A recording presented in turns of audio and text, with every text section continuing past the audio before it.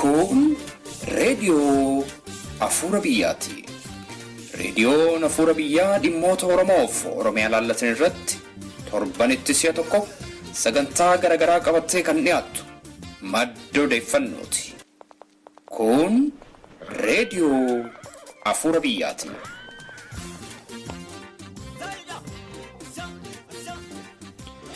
Harka fuuni attam jirtu dhaggeeffattoota keenya. Emerging Oromo Academics and Professional Summit kan jedhamu walga'iin dargaggoota barnoota ogummaaf kennaa garaagaraa qaban hammatu February 21 hamma 23 bara 2014 Atlantaa Georgia keessatti waamamee jira. Kaayyoon walga'ii kanaa maali? Maal hojjechuudhaaf carraaqaa jira? Barbaachisummaan walga'ii akka kanaa hammami?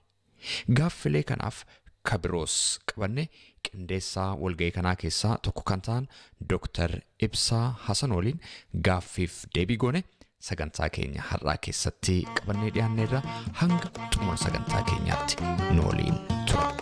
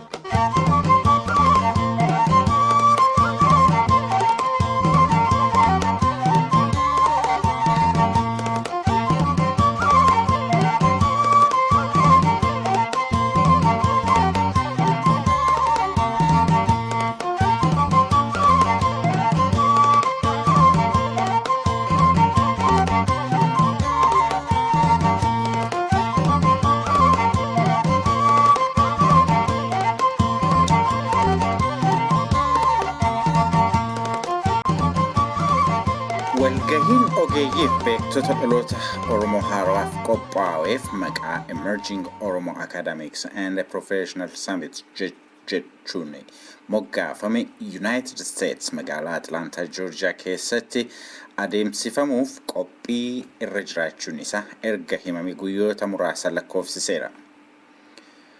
Korri dhaloota haarawaa dargaggoo Oromoof qophaa'e kun maal hojjechuuf adeema?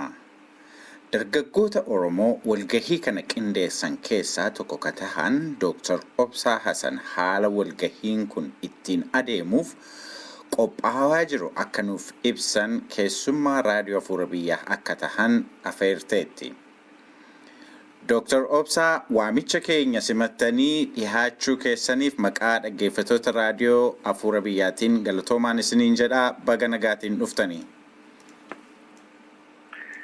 Isin warri qopheessitoota reediyoo Afuura Biyyaatii fi dhaggeeffattoonni keessan hundinuu galatoomaan illee asitti argamuu kiyyaaf carraa gaariidha. Baay'ee galatoomaa isin jedha. Gaariidha Dr Obsa. Walgahiin Emerging Oromo Academics and Professionals yookiin beektotaaf ogeeyyii Oromoo haaraa jechuudhaan moggaafame tokko biyya United States magaalaa Atlantaa keessatti guraandhala 21 haga 23 akka adeemsifamu qophii keessa raawwachaa jirtu. Dr Obsa, kaayyoon walgahii kanaa maali? Maal hojjechuuf adeemtu? Kaayyoo kora kanaa osoo ittiin seenne dura uumalamaan jechuu barbaada. Kan dura caasaan ogeeyyii fi beektota isaan Oromoos kun maaliif barbaachisee kajjoo irraa hin ka'a. Akkuma beekamutti uummanni Oromoo seenaa isaa keessatti waggoota 40 dabre kana qabsoo inni cimseen milkii takka tokko godhee argateeti jira. Kunis biyya keenya biyya Oromiyaa san mirkaneessee jira, afaan keenya namni keenya barata. Haa ta'u immoo waan ifirratti abbaa hin taane ammallee yeroo amma keessa jirru akka nuti yaadutti jijjiirama seena qabeessa keessa jirra jennee yaadna. Asuma keessattis qabsoo keenya karaan fuula keessi karaan isin deemu teessu maal fakkaata kan jiruuf nuti warri beektota yookiin kan ogeeyyota hawaasa keenyaa kan ta'e walitti dhufuun dirqama. Kaayyoon karaa kanaatis duraa networkii uumuudha. Networkiinis gaa walitti dhufeenya jabeessu kun legititti hubannoo uumuudha to build understanding. Taan gaa dhaabbata tarsimoo qindeessinee fi warraaqsa dhaloota Oromoo kana gaggeessuudhaaf utubaa cimaa ta'uudhaaf kan jiru kaayyoon keenya qabxii gurguddaa sadeen armaanii kana hammata. Baay'ee gaariidha Dr. Obsa. Sochiin keessan guddaaf hedduu bal'ina qaba. Oromoo First mata duree jedhuun hawaasa mari'achiisuu, hawaasa jabaa bakka bakkatti ijaaruu, ogeeyyii miidiyaa fi bakka biroo waliin miidiyaa Oromoo yookiin Oromoo Media Network ijaaruu, amma immoo beektotaaf ogeeyyii Oromoo walitti fiduuf walgahii qopheessaa jirtu. Hojii bal'aaf guddaa ta'e kana qindaa'ominaan kan geggeessu koree dhaabbatetu jira moo akkasumaan adeemaa jira? Gaaffii gaariidha. Koreeleen amma waan armaa olitti tuttuute kana gaggeessu adhaaba komitee yookiin kan koree yerootu qindeessaa jira. Anilleen akka nama tokkootti koree warra silaa beektotaa fi ogeeyyii Oromoo walitti fidaa jiru kana keessaan jira. Koreeleen biraagaa Oromo First Community Engagement Project kanarratti warra hojjetanii jira. Keessallee ammaas damee waa'ee miidiyaa irratti hojjettus qofa jirti. Walumaa galatti gaa ammaaf koree adda addaatu sossoo'insa kana haga danda'utti kennisaa jiraatiin jira. Koree kam faatu jira? Koree hundumaaf koree miidiyaa qabdu, koree Oromo First jedhu adeemsisu qabdu, koree isa kanaas qabdu, isa walgahii kanaas. Koreen Oromo First kun akkuma osoo koreen ta'in dura qaamkeen gaafa obbo Jawaar Muhammad Adeemoo obbo Fidaa Ebboofaan televizyiina Aljazeeraa irratti dhiyaatanii waa'ee hawaasa keenyaa waggaa ibsanii achi booda warri bitaadhaa warri jibbiinsa keenya qabu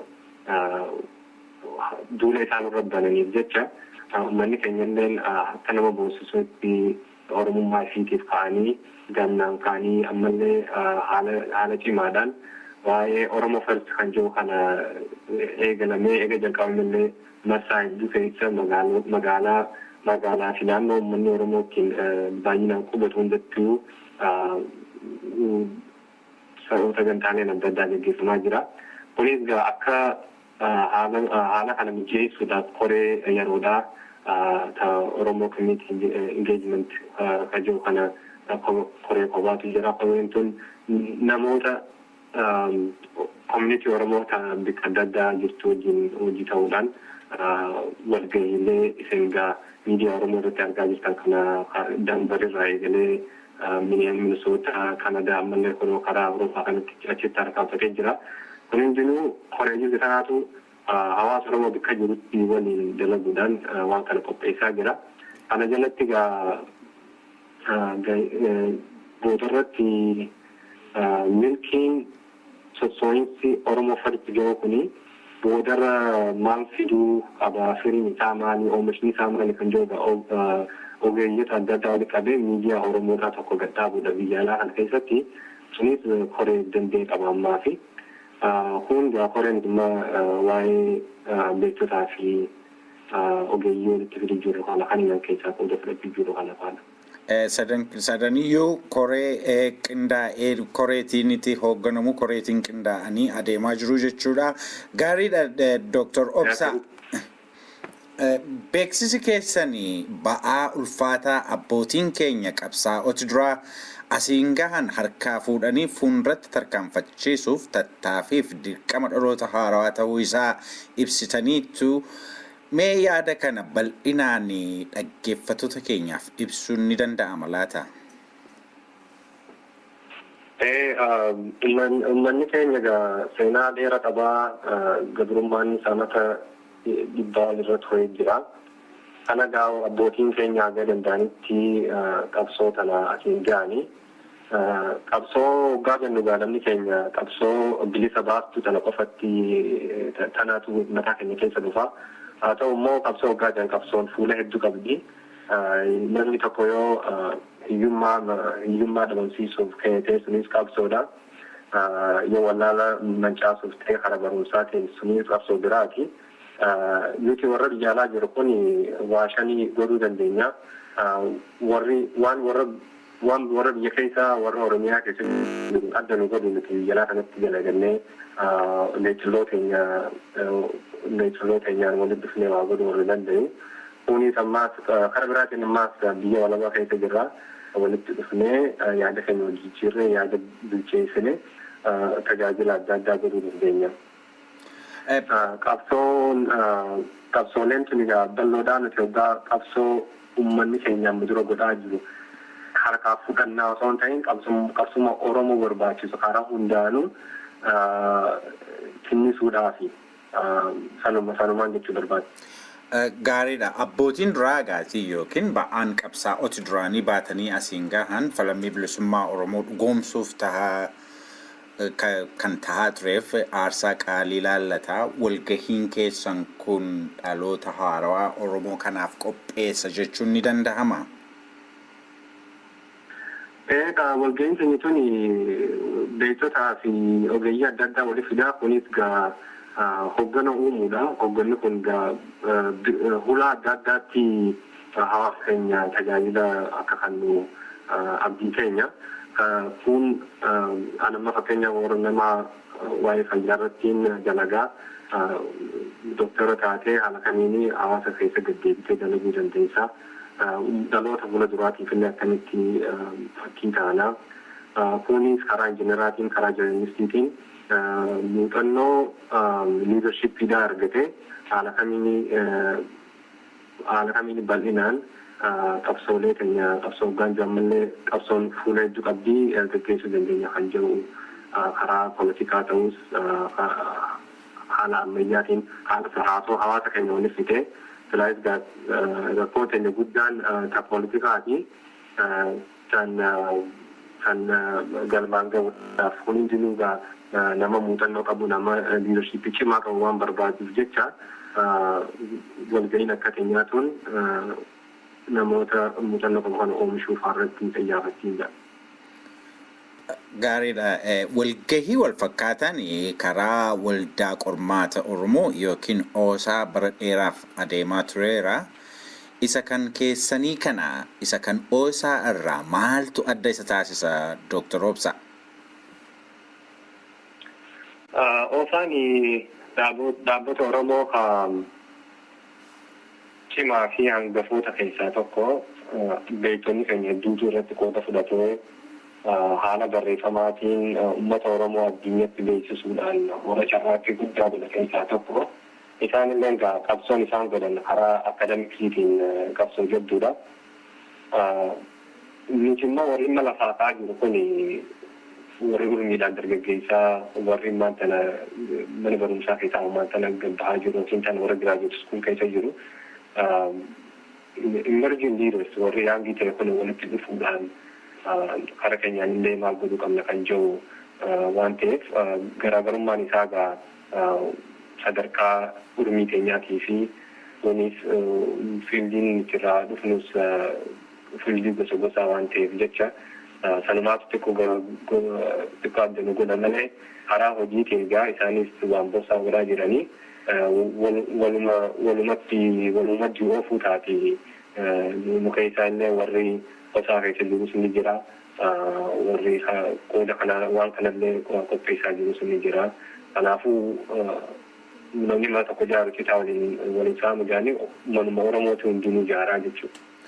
Baay'ee gaariidha. Walgahii kanarratti akka hirmaatan warra biyya jiraniif jechuun dargaggoota biyya keessa jiraniif waamichi dhiyaatee jira Dr. Obsa. Egaa walgahiin kun hawaasa Oromoo guutuu hundaa fi inni emerging leaders kana hawaasa biyya keenya keessa jiru achirraa qooda fudhachuu danda'u. Haalli yerootii fi logistics yoo ilaalle immoo warra diaasporaa kanaaf irra mijaa'aa yeroon waan kana qopheessinee labsinee fi gaafa filaa korri kun itti ta'u waggaa laallu baatii muraasa qofaa taafee maanii fi korri kunis kan gaggeeffamu ta'uuf dhuma gurraan dhalaa keessa waan ta'eef jecha warra biyyaatiifis banaadha. Warra biyya alaa jiru kanaaf irra majjaawaa garuu nama hundaafuu bana jechuun ibsu barbaada. Mee xumura walgahii kana booda maaltu eegama? Maaltu walgahii kanarraati eegama xumura irratti? Walgahii kanarratti siintaan koroo kanarratti namni irraa qooda fudhachuu taa'u nama fiildii adda addaati. Injiinaroota, doktoroota, warra joornaalistii ta'e, warra kitaabeessaa yookiin warra kitaaba maxxansu, aktiivist namoota adda addaati. Gaafa walitti dhufnee kaayyoo kora kanaa kan nama dura ammaan olitti tuine networking, building understanding walii uumuu, kun immoo istirateejii adda addaa biltu gochuu kan jiru sanirraa walitti aanu gaafa namni kun achitti walgeetti irraa bahee warra dhaloota nu booda dhufuuf amma fakkeenyaaf warra doktora ta'uu barbaaduuf warra injiinara ta'uu barbaaduuf haala kamiin namni kun walitti hidhamee caasaan jabaatee warrichitti argamee silaayis wajji haasawaa kana keessatti waan Oromoo keessa jirtu godhaa jirru. Goran kana keessa gaas bahee deebi'ee naannoo isaatti hawaasa isaa tajaajiluu fi networking kun eegachiraa gabbeellee akka daranuu cimuu godhame jenneetii abdana. Gaariidha Dr. Obsa. Dhumarratti dhaamsi isinii dhaggeeffattoota keenyaa fi dabarsuu feetan yoo jiraateef yeroon kan keessan. Maayirratti akkuma baatiiwwan dura dabarre kana keessattuu bara 2013 kana keessa Oromo First Community Engagement Activity North America fi ammallee karaa Europe kana keessa ta'aa jiru. Waan hamma diinni jibbaanu qabu waan televezyiinii Aljazeeraa kanarratti arginee achi boodallee uummata keenya dubbisiisee haga tokko waliif fidee jira. Kana sochii kana akkamiin mataa walitti qabannee hara tokkorra deebisnee hawaasa keenyaaf ijaara walii wajjin hojjennee akka hawaasa Oromootti ciminaan dhaabbachuu kan jirudha. Kunis waa haga tokko beekuun barbaachisaa. Warri biyya alaa kun tan warra biyya alaatiin addanii gurguree warra biyya keessaa addanii gurguree dubbadheen jira. Qabxii shaniitu jira. Shanan kun ta duraa advokeetiidha. Amma gaammanni hawaasni Oromoo bakka adda addaatti araarafamaa jira. Biyyoota ollaatti waggaa baqatee akka baqattuu ilma namaatti ilaalamu biyya Saudi Arabiyaa keessattis waan ta'aa jiru ni argama. Biyya keenya keessatti illee yoo ilaallee karaa matana Keeniyaa keessatti booranii walitti jiru. Gosti Oromoo garrii fi gabrii walitti jiruun nama meeqaatu akka rakkachaa jiru karaa argee kanaan karaa niyyaatii fi ammallee karaa fadis kanaas waan ta'aa jiru. Kun hundinuu rakkoon Oromoon keessa jirtu. Kanaafuu uummata keenya kanaaf advokeet godhuudhaaf nuti akka gaariitti ijaaramuu qabna. Kun advokeesii bira dabree diploomasii warri beektota ta'ee warri kafeenyaa warri ka osaadhaa osaan yoo ta'anillee waa'ee press release waan manni keenyatti jirullee hawaasa Oromoo hedduu North America keessa jiru kana wajjin ta'uudhaan waan Oromoo keessa jirtu addunyatti ibsuudhaaf waan godhaa jiran. Mitillee gurmoonee akka hawaasaattis ta'e akka warra professionaalaattis uummata keenya kanaaf diploomasii jirtu hundatti fayyadamne uummata keenya waan keessa jiru ibsu. Kunis miidiyaa namni ifaata qabaatte namni siin dubbatu miidiyaa jabaa ta'uu gad dhaabbatanii miidiyaan kun mitillee bikkatti wal mari'annee yaada keenya gabbifnee walii wajjin hojjennu kan godhu. Kaan immoo addunyatti illee nuti Oromoon maal qaba duratti kan buluu ta'e sirna gadaa aadaa keenya amma immoo iddoo akkamtu gidduu jira. Gaanfa Afrikaa kanatti nageenyi dhufuudhaaf gaheen uummata Oromoo maal qaba kan jiru maal fakkaata kan jiru san hundaa bal'inaan ibsuudhaaf miidiyaa jabaa nu barbaachisa. Kun gaa riisoorsii hedduutu biyya alaa kana keessa jira. Akka dhuunfaattii fi akka hawaasaatti illee namni keenya qabatee biyya tana jiru ka danda'e mana barumsaa deemee mana barumsaa sanittis cimee waggaa cirraabee dalagee if danda'u san bira darbee hawaasa fi tajaajilu. Kunis